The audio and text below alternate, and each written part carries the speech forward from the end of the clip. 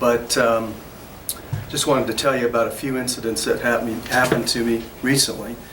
I got a phone call from a friend of mine, Steve, probably a couple days ago, and he, can everybody hear me okay? Yes, sir. Okay, and Steve lives in New York, and he was kind of distraught, and he called me, he wanted to talk to somebody, and he had mentioned that his art dealer in Manhattan had called him a couple days earlier, and she said, "Steve, I got some good news and I got some bad news. And what do you want to hear first?" And Steve said, "Well, give me the good news." He said, "Well, this gentleman walked into the gallery this morning and he was looking at your work and he was really impressed with it. He was asking me questions. He's wondering, well, would this work be worth something after Steve dies? In other words, is it a good investment?" And she told him, I did my best to convince him that I really thought so, that it was a good investment and that he'd be worth buying a painting or two and have, rest assured, I don't have a crystal ball, but for sure. And so he went ahead and proceeded to buy all 12 paintings that I had of yours in the gallery. And Steve was elated. "All right, man, that's 12 paintings." What possibly could be the bad news about that situation? And it got real silent on the other end of the phone, and she said, "Well, Steve, he's your physician." Poor guy.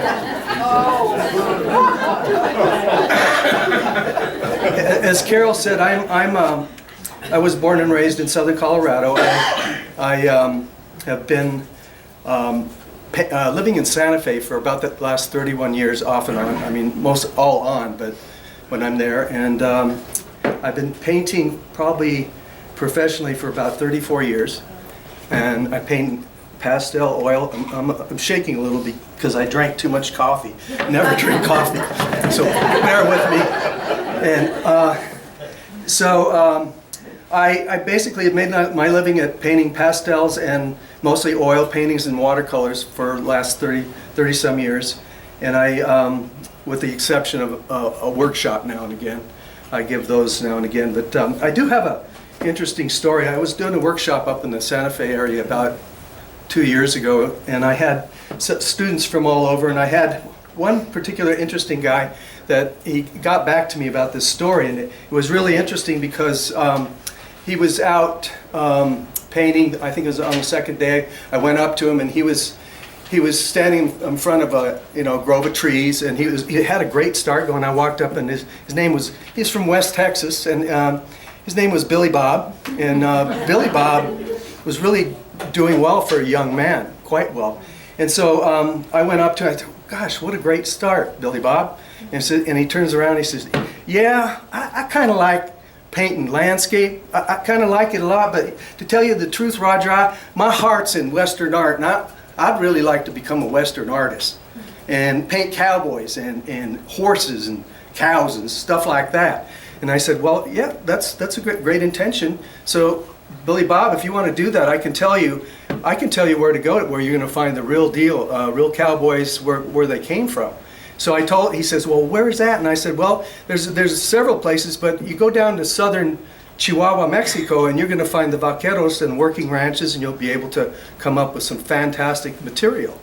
And so he took my advice, and he got back to me when he got back, and he gave me a phone call and imparted his experience down there. Bear with me, there's an end to this story. So he goes down there and he's working real hard the first day, and he found a couple of working ranches. He even found a rodeo that day, and he was just having a great time. Good material, taking photographs, sketching. He got loads of material, and at the end of the day, he was tired, so he went back to the village where he was staying, and he's famished, so he goes into this restaurant, and he sits down, and the waiter comes right across in front of him with this big plate of food, these 2 mounds of food with chile and queso and all wonderful stuff, and he's just, his mouth is really watering. And so luckily for Billy Bob, the waiter spoke English, some English, and so Billy Bob says, "Waiter, hey, could you please bring me a plate like this gentleman has over here?" And the waiter comes over, and the waiter says, I'm so sorry, senor. I'm so sorry. But that plate we call the cajones de toro. And how you say it in English, it's the bull's testicles? How do you say it? Well, I'm so sorry, senor. I'm so sorry. Here in this village that we live in, we only have one bullfight a day. So we only have one plate a day. But if you come back tomorrow, maybe we'll have one for you. So he went out. He had enchiladas, instead left, he got some sleep, went out painting again, got tons more material. He was just enthralled about his new career as a Western artist. You know, you got all this material, and I mean, it was a great experience for him, supposedly. But again, at the end of the day, he was tired, and he went back to the same restaurant to eat. And you know, the waiter was heading his way into the kitchen. He flagged him down. He says, "Waiter, waiter, please, you know, I'd like one of those plates that you all call cajones de toro." And the waiter signaled him and like this and disappeared into the kitchen. And about 20 minutes later, he comes out with this little plate of food and sets it in front of Billy Bob. And Billy Bob was so hungry, he scarfed it up, you know, it was gone in 30 seconds. And he's sitting there, damn, I'm still hungry, you know. And he was just kind of pondering, well, that. So he asked the waiter to come over and said, waiter, you know, I'm still hungry. That was really, really good food, but I'm still hungry. That plate I saw yesterday was huge. What's up with that? And the waiter says, well, I'm so sorry, senor. I forgot to tell you. Like I said yesterday, we have one bullfight a day, but sometimes the bull wins.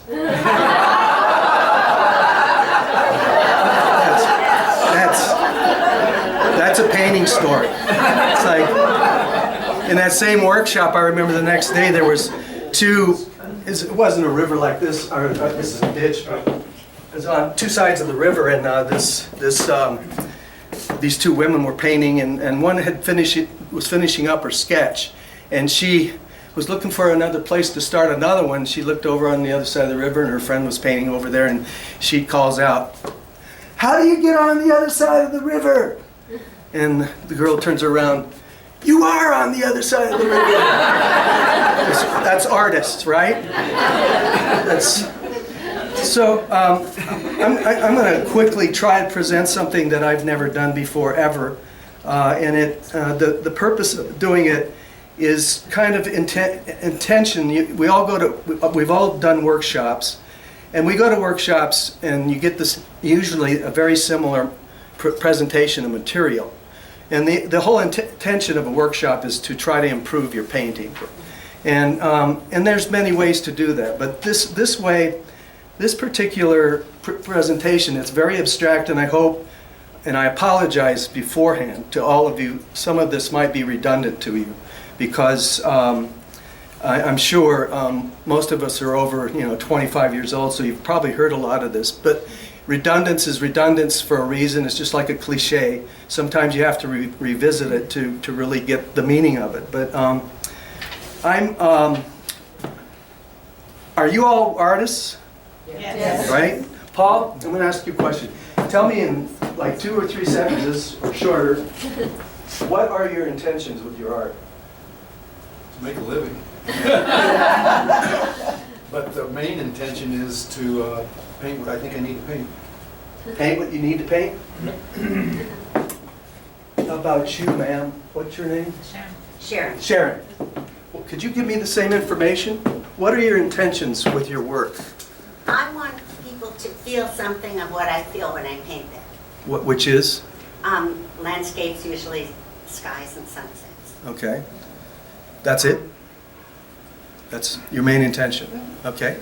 Well, the reason why I ask that is because all of us in our lives go after whatever it is, painting, or you try to make a living at it. Anything that you do in life, buy a new car, find a great relationship, or sell a lot of paintings and get a pile of money, or there's a lot of reasons. But ultimately, the reason why we all do something is really comes from the heart, and the heart is telling us that well. And it's funny that you should say that, Carol, in the beginning, is because we're all after joy. And ultimately it's joy, contentment, awareness, we're all after that. Honestly, if you really boiled it all down, that's the reason why we do what we do for the most part, whether, anything in life.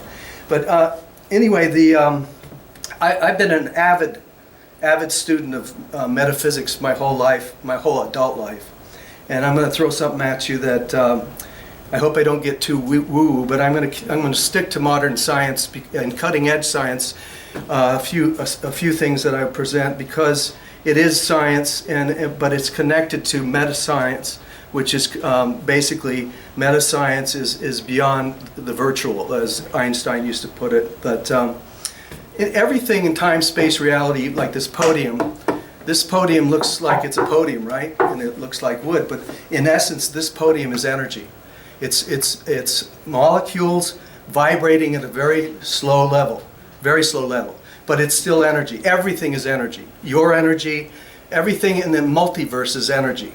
And so if a person starts recognizing how energy works, you can, as a human being, we used to be considered observers of the universe, but now we're really more like participants, and we know that we have consciousness that affects subatomic particles and all kinds of things that are going on in the quantum level of science, that we now know that we're a participant.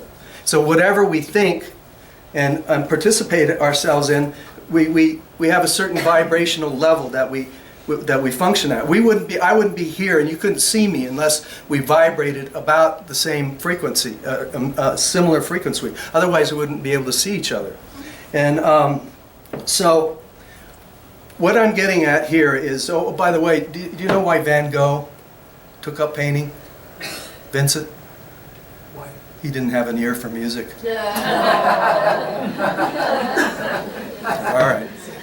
So, we live, a lot of people have the misconception that there's a future and there is a past. But ultimately, you can think about the past and you think there is a past, but it's gone. There is no past. The past and the future happen in the moment, the present moment. All of us, all we have in our lives, the rest of our lives, is the present. Everything happens in the present moment, the nowness of the situation. The future is a mystery, the past is history, the now is a gift. That's why they call it the present. But I call it a pearl of the universe. It's a given conscious level, given time, part of time that we can actually control, because we are the participants. And I hope you're asking, well, what the hell does this have to do with painting? But I'll get to that. Hopefully I'll get to that. But having said that, we go from one now to the next now to the next now. We function in the present constantly. And there's some new studies that have been done with bioelectromagnetic energy, which we emit constantly, because we're made of it.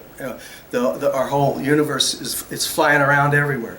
It's energy. And recently, they did some studies. There's some cutting-edge scientists out there like Bruce Lipton and Greg Braden and some of these guys that are writers, that are current scientists, physicists, that are on the very cutting edge of trying to bridge, and this is basically what they're trying to do. They're trying to bridge through the language of science the non-physical and the physical that we live in. And they're doing a great job. And so what one guy found out is that we have some instruments that we have that can register bioelectromagnetic energy. They found out that in dealing with the human body, and of course the Hindus knew this. All the walking masters of the history of mankind all knew this stuff. They didn't need to know the science, but they found out that the heart chakra, or the heart, emits almost 100 times more electromagnetic energy than your brain does. So we've always had this old paradigm thinking that over time, the millennium with mankind's evolution, is that the brain is running the show. And now we're finding out, because of the quantum level of knowledge that we have between the information that goes between the cells of the brain and the heart and the entire body, It's almost a sense of, if any of you are aware in quantum physics, it's a sense of entanglement, sort of, because it's instantaneous. So who's running the show? Who's the captain here? And I truly believe it's the heart, and it always has been. And so that's a misconception. And so I'm going to give you an example here. I mean, we honestly live in a world that is changing fast, and a lot of us aren't changing with it. We're carrying old baggage into the present moment, every present moment we have. Every time you get on the platform to get on a nowness train, a lot of us carry the baggage right with us onto the train. And I'm trying to make a point about this because, and what does this have to do with painting? But have you ever walked into a museum? Have you ever walked into a museum and looked at a painting and cried? Has anybody ever done that? There's a couple of you. I do it all the time. I'm sap, but I've always thought, well, God, this artist really did he handle the elements, the matrix of aesthetics that well? And he, look at the value system, look at the paint texture. I mean, the image is just perfect. It's very moving. It's type of subject matter I like and that sort of thing. But I've since then decided there's probably a lot more to it, because this has happened to everybody in this room to some extent. And that is, when that artist was painting that painting, whatever artist it is that moves you, they're standing in front of that paint and they're handling that paint on a brush. It goes, and the whole time they're emitting bioelectromagnetic energy at a high level, especially from the heart. And so in science, that energy can go right smack into the paint, in the molecular structure of the paint, and it stays there. So is this painting communicating with me actually through energy? Is it because my frequency, my consciousness, which happens mostly up here in the crown chakra area, am I really feeling this at a different quantum level? And I believe so. Because it happens in all facets of life, with telepathic stuff, intuition. I'm thinking about my sister, and she calls me like that. Things like that happen, time-space continuum, constantly.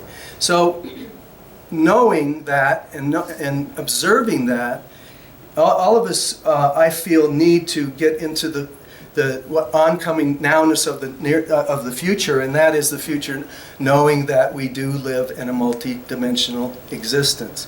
Sure, the third density is sometimes a hard place to be sometimes, but it is a fact now, just through quantum physics, what's going on as humans.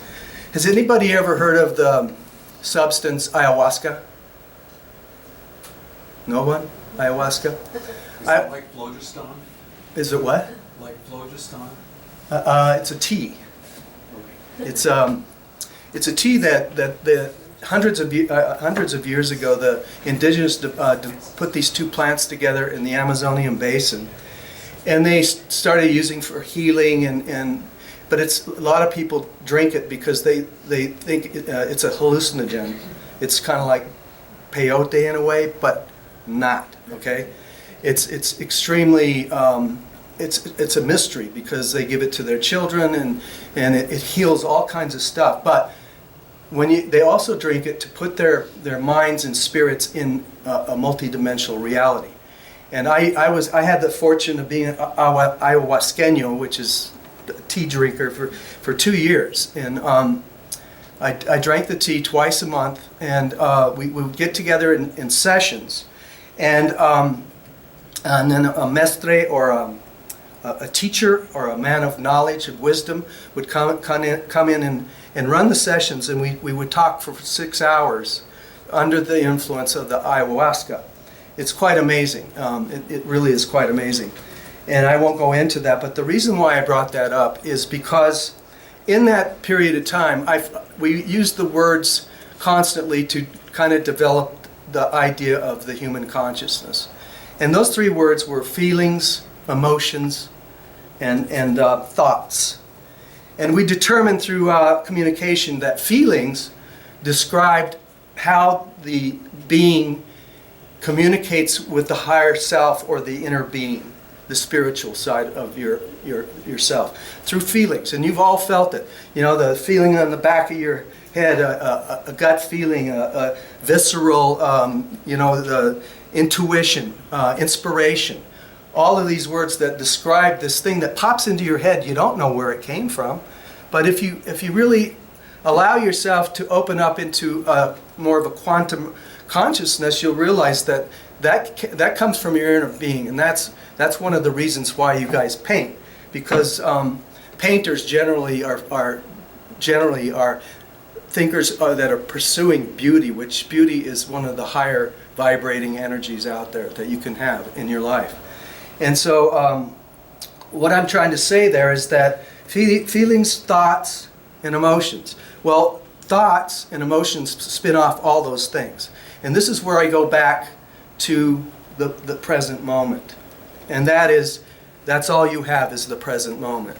So when you get on that platform and get on that train of the presence, take some of that baggage off, throw away some of those suitcases, and actually, if you exercise this on a daily basis for the rest of your life, I guarantee you it will make a difference. Where what you try to do is align thoughts, feelings, and emotions together. Align them, because they fight with each other. You might have had a bad day yesterday. You bring it into your present moment, and it makes you feel bad. And what we don't realize is we have control over every single moment. It's a choice to feel bad.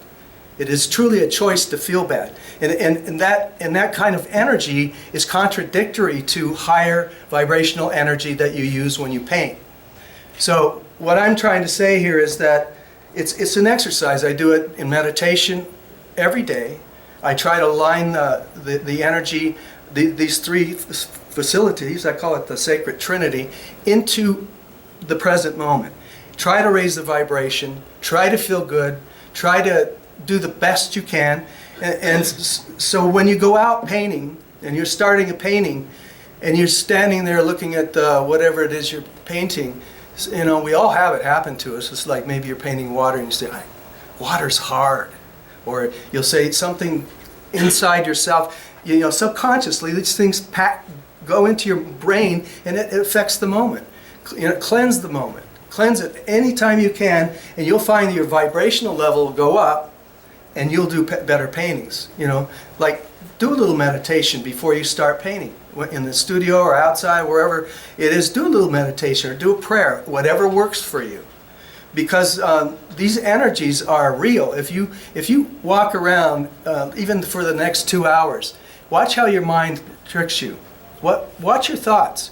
Because in metaphysics, in the real world, there's what people know of as the law of attraction.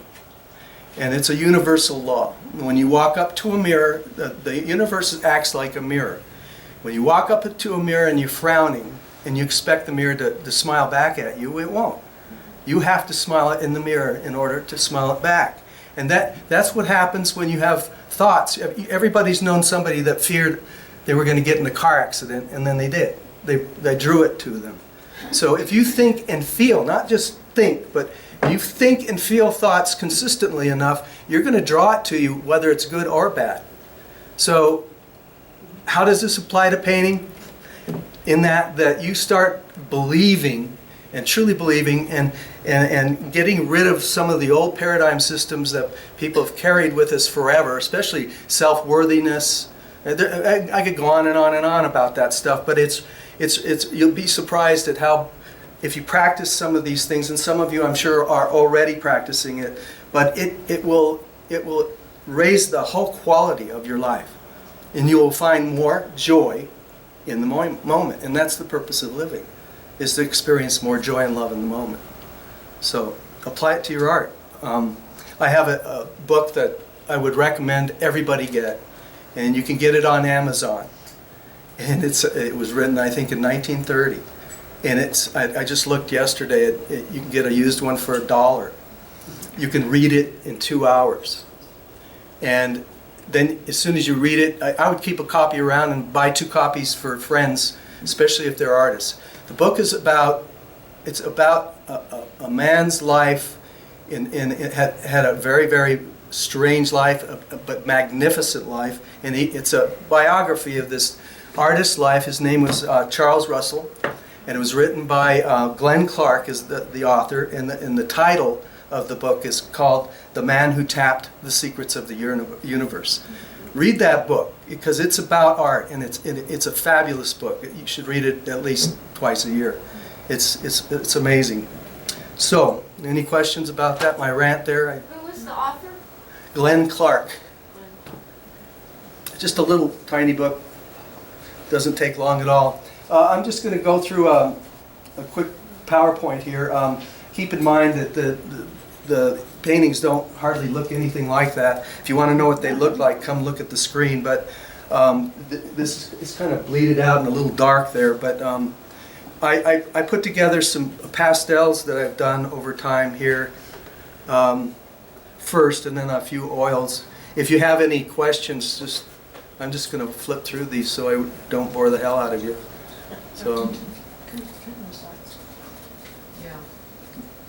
Nicholas, can we turn the stage lights off? No, Oh, they got it on. Sorry.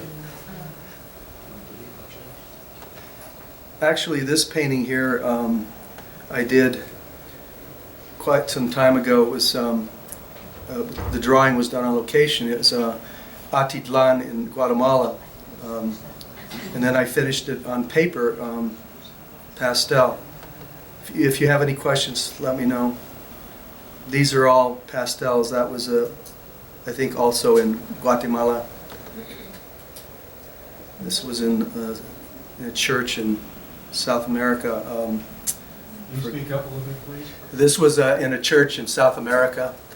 I think it was a 20 by 16 size pastel.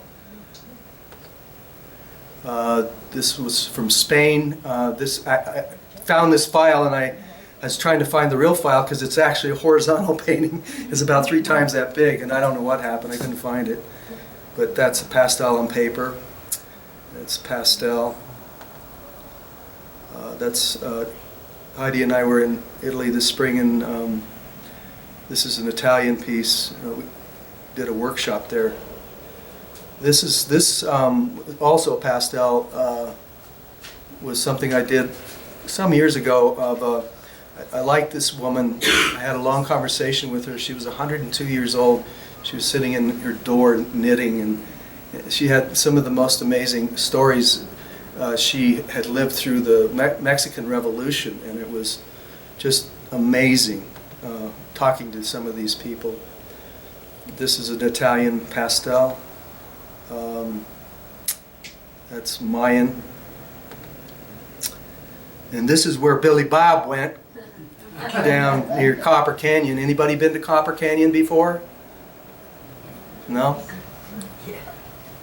It's in Chihuahua. It's one of the. It's larger than the Grand Canyon, if you didn't know. And there's a tribe of indigenous people that they could call themselves Raramuri, but the Mexicans call them Tarahumara. And I'm sure you've heard of these people because they're runners. And somebody just recently wrote a book. What was that book called? Born to Run. Born to Run. Has anybody heard of that book? No? Yeah, you have? That's about the Tarahumara. They're amazing people. It's Latin America somewhere. This was a French piece I did a couple of years ago. That was a rather large painting. These are oils now. And I threw this one in, Carol, for you. Why don't you explain this? Oh, that was amazing. Roger did a demo at his studio, and he invited all the plein air painters of New Mexico, and he had people just throw it out, say, Got put a mountain in there. four elements, or was it 5? I allowed them. I can't remember. It was a One- building, a truck, Twilight. Twilight, and he just painted it for us, just from memories and ideas. Can you go back to that one? It's right That's there. it. Oh, I'm sorry, I thought it was the previous one. No, it's this one. Okay. I just added, after you left, I added some rainwater. And there are some cows in there. Somebody wanted cows, but there's the little dots right back in there. You know. Where do cows show their artwork? At the The movie. museum. Museum. Why did the bald artist paint rabbits on the back of his head? We could have some hair. Yeah, because from a distance it looked like hairs. This one is from Egypt. We went to Egypt a couple of years ago, and not big sellers. Not in this country. And here's a northern Sonoran. I lived in Sonora for a short while, and I did a lot of paintings in the desert there, and that's a rather large painting. This is a painting, an example of what I like to do often is, I think it's a 16 by 20, but I'd be painting the landscape part, which was, this one was done on location. And then you stand, you have your camera ready if something comes along on the road or something near you. And I do this all the time, and so I can go back to the studio and drop it in the painting later from a photograph or something, and that's what happened with this one. I like to do diptychs, especially in pastel, which is a lot of fun. You frame them up separately, and they hang together well, and it's just fun. I try to make sure that each painting holds up geometrically and design-wise on its own, and then they fit together too as well. And I do a lot of triptychs. It's an interior of the Santuario de Chimayo. And there's a European interior I enjoyed. I enjoy going into churches, even though I'm not a Christian. I used to be, I guess. That's what my mother told me. But the energy, once again, the energy that people have when you go into a church and you just sit and feel. That's why I love to paint in churches, because it's they're spilling their hearts out. They're giving some of their best energy up, and I can feel it. And I love those. Any kind of temple, really, for that matter. New Mexico, New Mexico, New Mexico. And there's another series of paintings I started about five years ago, because I was brought up and grew up in the Southwest. I still do it. I go to all the ruins. I study the history of the area emphatically. I mean, I'm always learning something. We're always going somewhere where there's a ruin or ancient pueblo or whatever. And so I decided, it's something I always wanted to do, is decide to get a bunch of models together and produce these images that I come up with in my head, and make paintings out of them. And a lot of it, you have to invent it to make it work, because obviously I can't afford to get a bunch of people and go out and to get somewhere in the desert and have them, not yet anyway. So that's what I've been doing, these what I call historical pueblo series, which has been fun. A lot of nocturnes, a lot of interiors. These are larger paintings. And that's it. End of program. Thank you.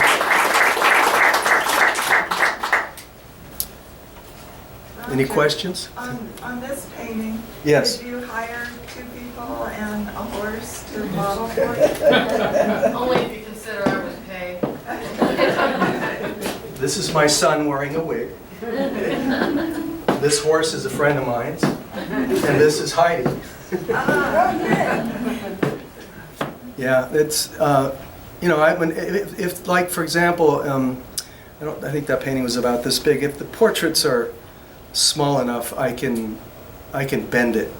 I can make a woman into a man. It takes some time, but it basically you just need the anatomical structure to do it. It's hard for me to invent especially hands, and that's just too difficult, you know. So I usually have models for most of the stuff. And I can turn, like I said, I don't have one here, but I turned Heidi into a male. She's got the nose for it, you know.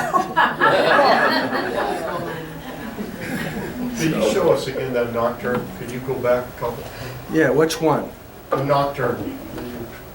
There. That one? Yeah, I wanted to see that a little more. Okay. I think that's on the back of the book.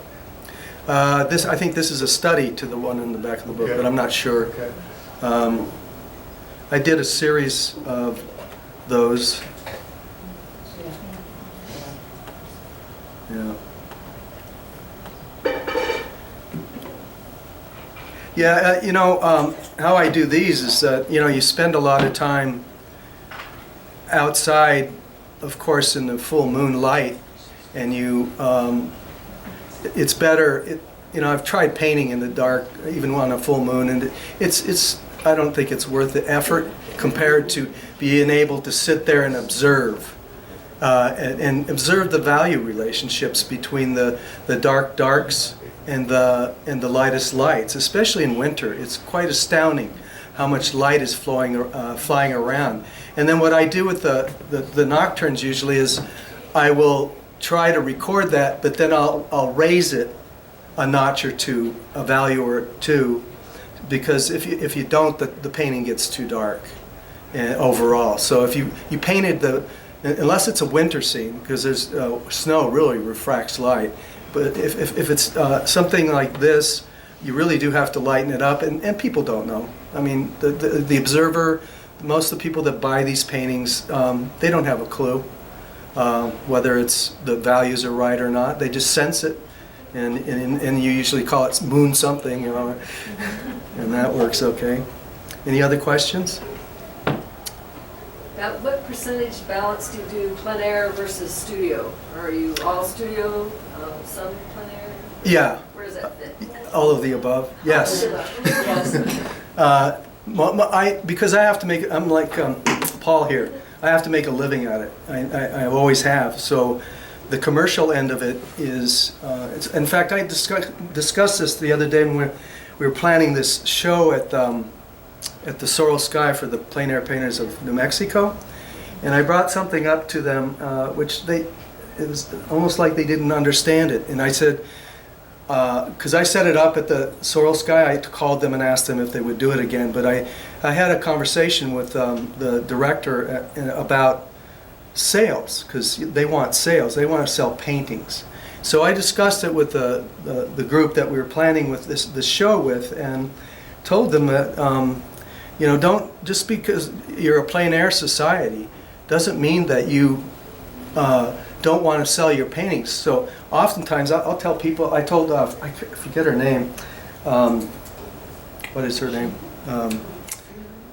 Anyway, she's a lawyer. She's running the next spring event. But I told her that I have a whole stack of plein air paintings, you know, laying around, or I paint over them or whatever.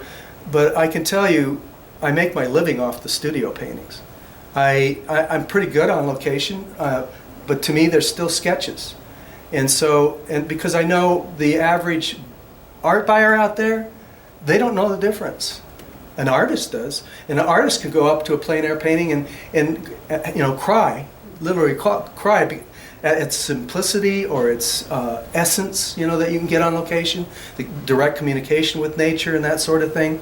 There's that, and I always try to maintain that. I try to take that with me, but I'd say I don't paint more than 15% on location, maybe 20%.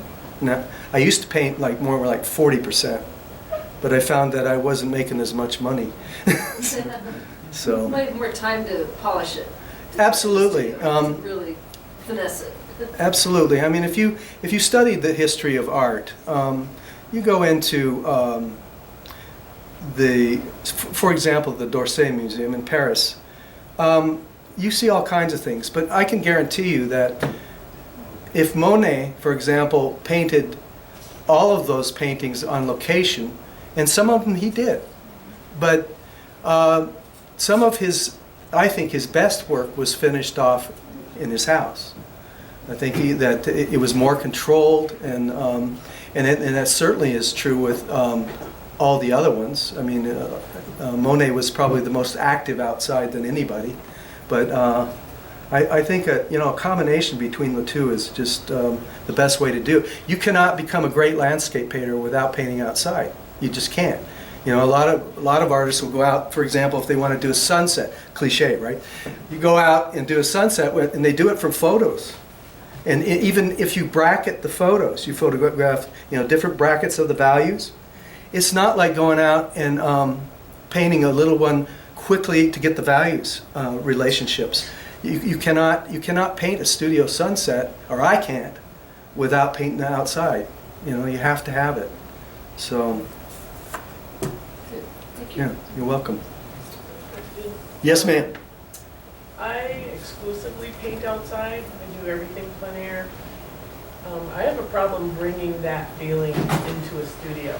I mean, even if I'm going to paint at home, I'm going out on my patio and doing it outside, even if it's. So how do you bring that feeling into the studio? Well, how do you not bring it in, is what I'm saying. Is maybe it's because of some kind of resistance you have going on with what I just discussed today about maybe something subconscious is telling you that I can't do this, which is a word we have to get rid of. I can't explain that because I'm not you, and I do know that most of the greatest paintings that, at least that I admire in the history of art, and mostly Impressionist and Post-Impressionist, and to today, were done in the studio. The grand majority of them, because of controlled situations, and basically when you get used to using a given palette, whether it be pastel or oil or watercolor, you should already know after a number of years that the value systems and how they work, and how the values work when you mix the paint, and then the relative comparative realities of how those paints work in value color, because value color is the same thing really. And so you do have a certain spectrum in your head, technically, that you can carry with you, skills that you already know will work, regardless of whether you're looking at the real thing or you're painting from a sketch or a memory. And it's I think sometimes it's better to do something like do a landscape outside and then take it into the studio, put it against the wall for a couple days, and then look at it again and ask yourself, how could I improve this? What was it I felt, and how can I improve this? And you think you can, then don't touch it. But generally speaking, there's always something, that you can, because the matrix of aesthetics is endless. It's endless. It just goes on and on and on, and it's multidimensional. I've seen paintings that I thought were holograms, that were just amazing, taking two-dimensional surface into a three-dimensional surface. I would say it's resistance. I would say it's something in you that is preventing you to do that in your nowness, so in your moment of nowness, because that's what it's all about. Anything else? Do you find in your studio paintings that you say you sell the most of, that subject matter is important? Absolutely. But you can't be a slave to it, because then you lose the art. Definitely. You know the business. I mean, you have galleries. Bring me another street scene. I just sold 2 of them. I need more street scenes. I need. I don't know. We used to call them chickens. We call them chickens. The chicken paintings. You paint a chicken, you sell a chicken. You paint a chicken, you sell a chicken. That's one of my chickens. It's like. But you have to fight that all the time. But if like I said, I didn't have a trust fund, so and I raised 2 children, and that is paramount. And it was in my mind to balance the commercial, with the non-commercial or your creative side, and it's always a struggle for me. But I try to be honest with myself. And actually, it really happened one morning after I saw a show years ago. I had the opportunity to go see participate in a seminar with Richard Schmid, and during that period of time, not only his work, but I also saw a show by James Reynolds. I don't know if you're aware of James Reynolds' paintings, Western artist. He's dead now, but probably the greatest Western artist I think that ever was. And I always had a sort of a resistance towards Western art that I inherited from my father. My father would say, "Oh God, another constipated Indian," you know. It's like, Jesus, you know, and I kept that in my head, you know. It's like. So I never did Western art. I never even touched it until 5 years ago. If you want to call this Western art, I would. But I saw that show by James Reynolds, and even a few paintings in Schmid's show that he had there that transcended the subject matter. And I learned a really good lesson. And from then on, it was like I wake up, it doesn't matter what I paint because I love to paint. And it doesn't matter. If it's a good painting, it's a good painting. And that's basically, you know, there will always be critics around, you know, and that will tell you, you know, oh, another Indian painting or another whatever, chicken, whatever you want to call it. There's a lot of criticism, and that's another thing that you have to control in your present moment, is the fact that be careful who you listen to, and who you allow to critique your work. I don't mind anybody critiquing my work, but I'm very careful about what I have to. If I'm going to get a serious critique, I have to respect the other person's work and the other person before I really, you know, get into it. So I think that's something a lot of artists need to know, is that be careful who you listen to, you know. So. Are you in multiple galleries Yeah. across the country? Or just in It Southwest? ebbs and flows. I showed for a long time in San Francisco and did really, really well with the gallery there until they closed. They ended up embezzling money. You know, I try to stay around here. I show in Oklahoma, Texas. I've showed in Arizona a lot. Jackson, Colorado. I showed in Vail, Colorado for over 20 some years. You know, it ebbs and flows, you know, and galleries come and go, and it's a business, you know, and it's, I think that the best thing to do is to get into galleries, if they'll allow you in there, to kind of sense who's running it and what kind of people they are, because it makes a huge difference, you know. A good gallery, though, is a good gallery to me is a gallery that sells artwork, you know, for sure. And it doesn't matter. I mean, I think the best thing that you could do as a painter is challenge your ego and challenge your thoughts about how important you think you might be, and how important you think your art might be. But on the other hand, don't lose yourself in, you know, because a little bit of gratitude and a little bit of humility goes a long ways, but you don't want to compromise your confidence at the same time. Paul.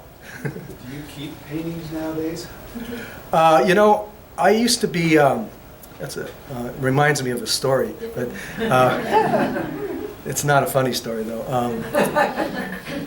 When I came to Santa Fe years ago, I was a realist. I mean, a super realist, and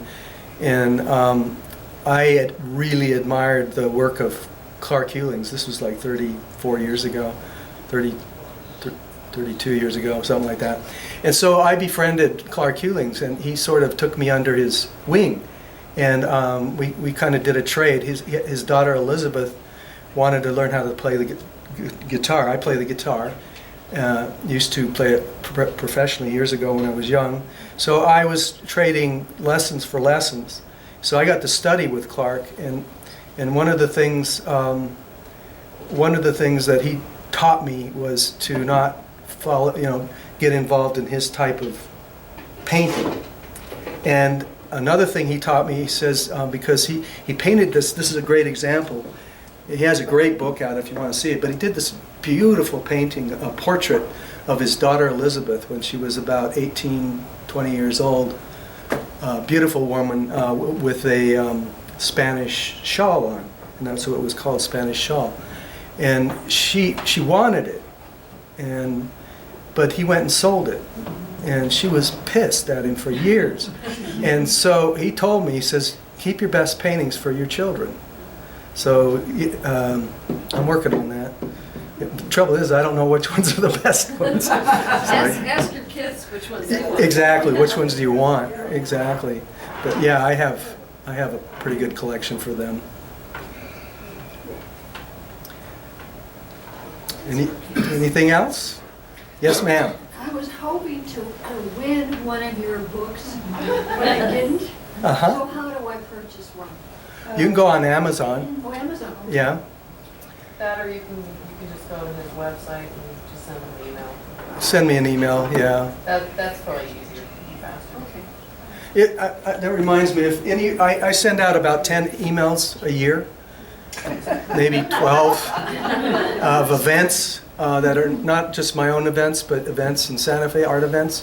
So if you want to be on that email list, you can write down your email or give me a card on that sheet of paper over there on that before you leave if you want to, and then just stay. I always list the workshops I do. I'm trying to we did a workshop in Italy, in Tuscany this last spring, and it was a hoot, and we're going to try to do that again, and some other workshops in foreign countries as well as Santa Fe area. You said you did watercolors too, and you didn't show any. Yeah.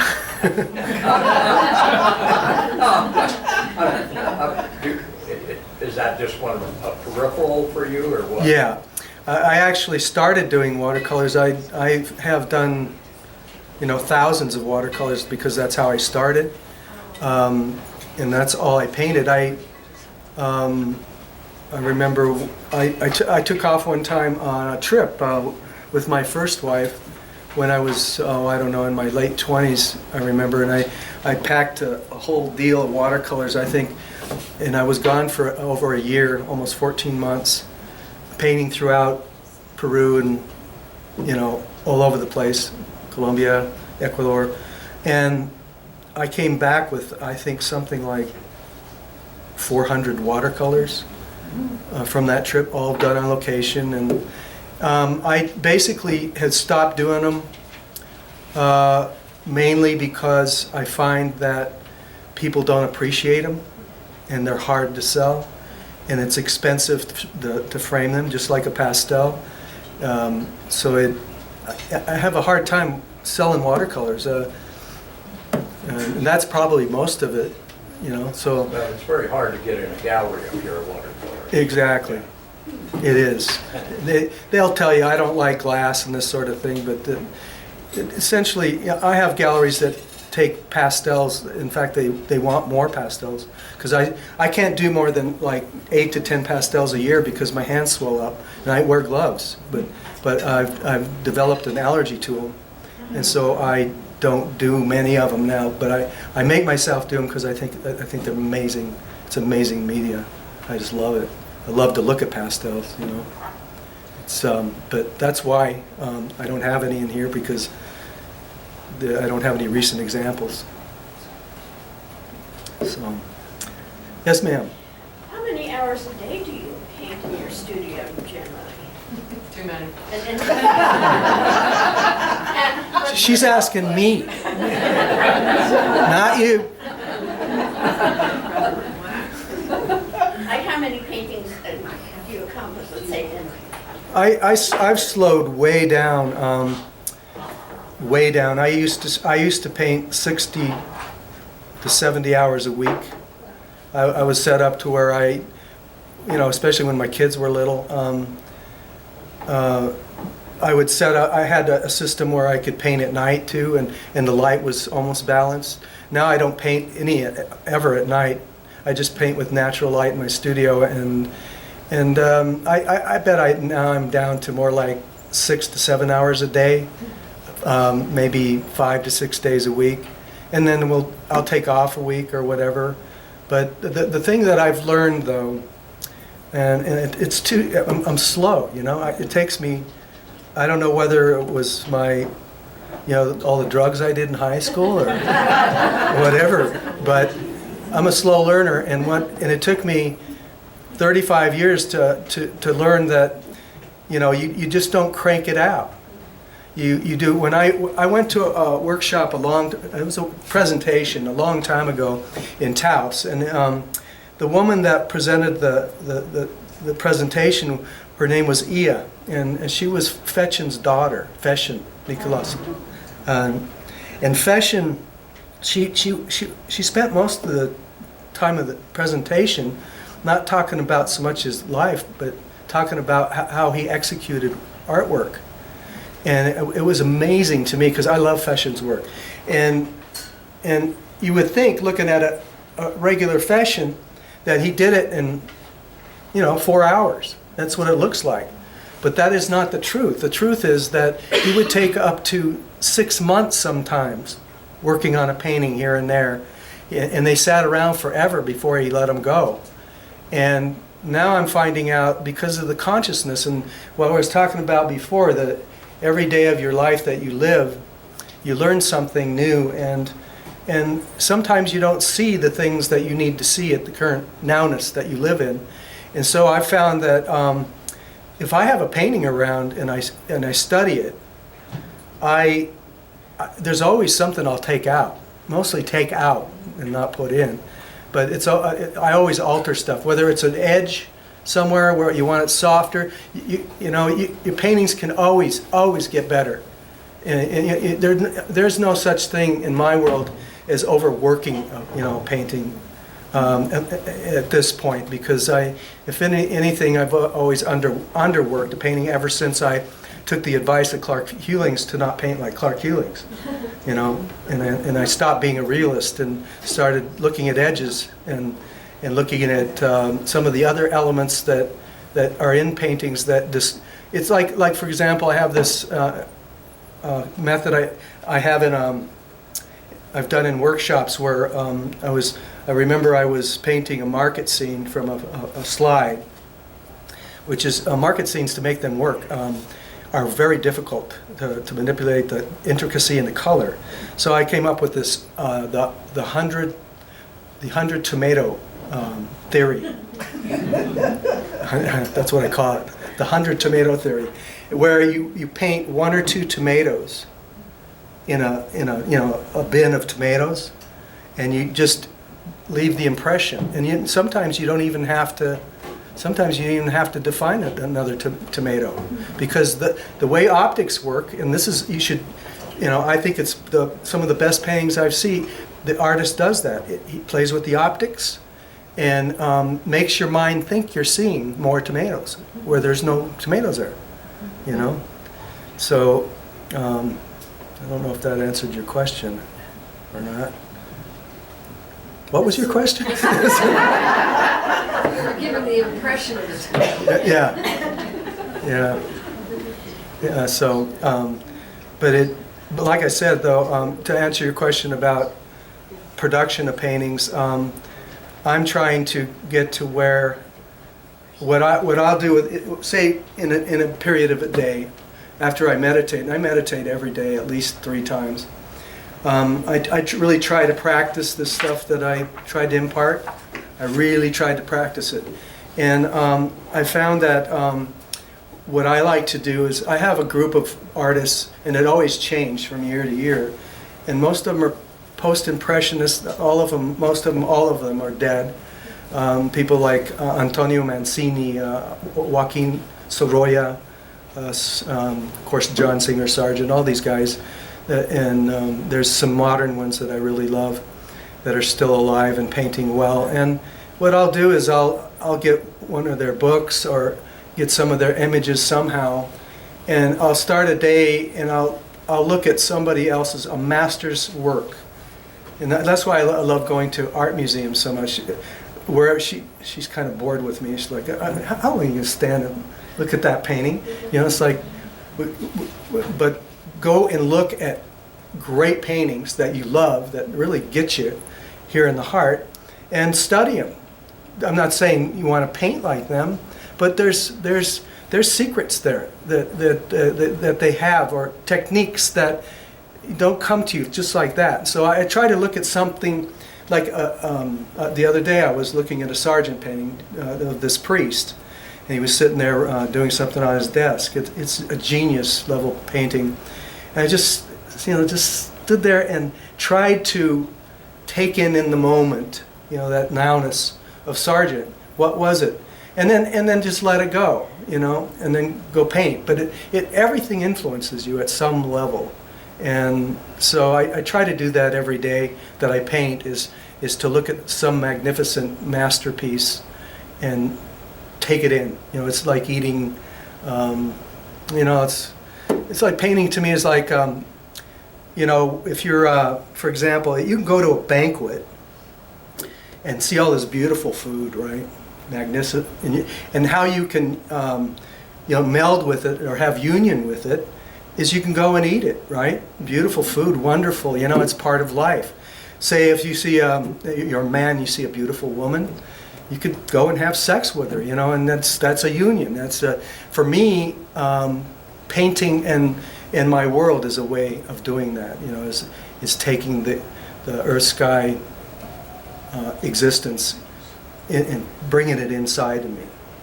And that's what painting does for me. What's your next show? Probably next year. I'll have a couple paintings in that Sorrel Skies. They're not plein air.